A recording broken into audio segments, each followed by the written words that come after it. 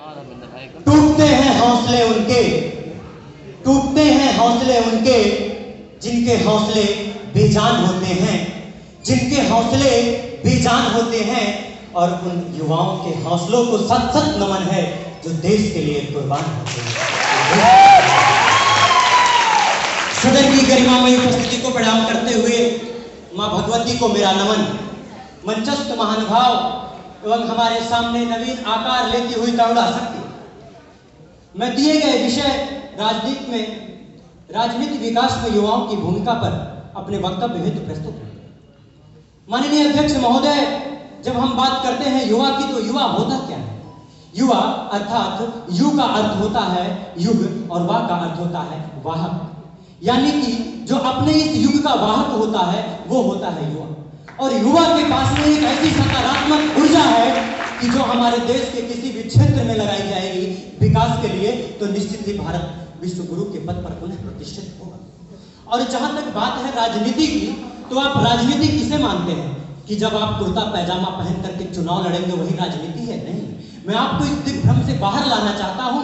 यदि आप समसामयिक मुद्दों पर आंदोलनरत हैं तो आप एक राजनीति के सजग प्रहरी हैं और अपने युवा होने का दायित्व का निर्वहन कर रहे हैं। और आज हमारी राजनीति में यह कहा जाता है कि युवाओं के पास अनुभव की कमी होती है, इसलिए हम उन्हें कोई बड़ी जिम्मेदारी नहीं दे सकते। मैं आपको प्राचीन काल से लेकर के आधुनिक काल तक के युवाओं की उपलब्धियों को एक एक करके अपने इस अंजुरी की उंगलियों पर गिना सकता हूं। यदि मैं बात करूं प्राचीन काल के आदिगुरु शंकराचार्य की, आदिगुरु शंकराचार्य से लेकर के महावीर स्वामी और गौतम बुद्ध जी ने अपने युवा अवस्था में ही धर्म और समाज में बड़ा परिवर्तन लाने का बीड़ा उठाया था।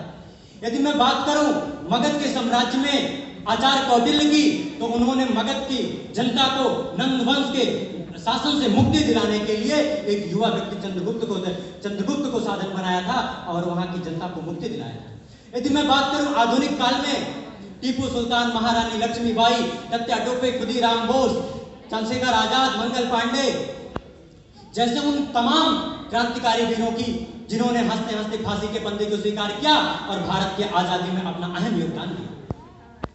फिर आप ऐसा क्यों कहते हैं? और राजनीति की जो सबसे बड़ी असुविधा हमें नजर आती है, मैं आज इस मंच के माध्यम से राजनीति के लोग यहाँ पे बैठे हुए हैं, मैं उन्हें बताना चाहता हूं कि हमारे इस सुझाव को राजनीति में, पॉलिटिक्स में अडॉप्ट किया जाए।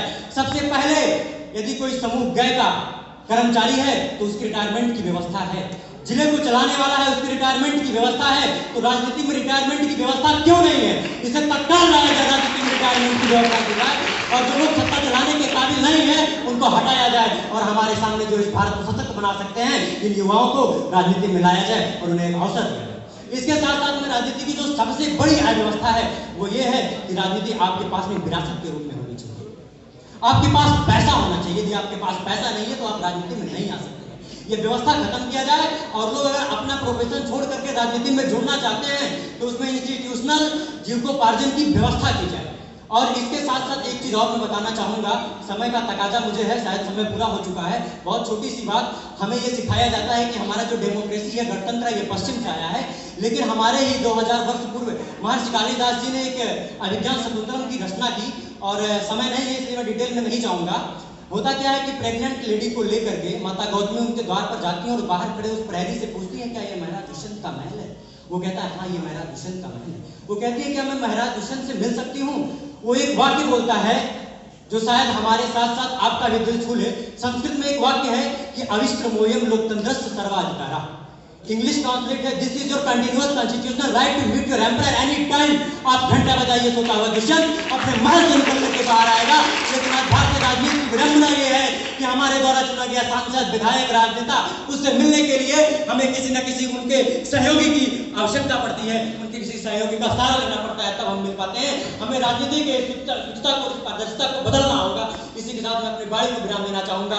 जय हिंद, धन्यवाद। भारत माता की वंदे, धन्यवाद।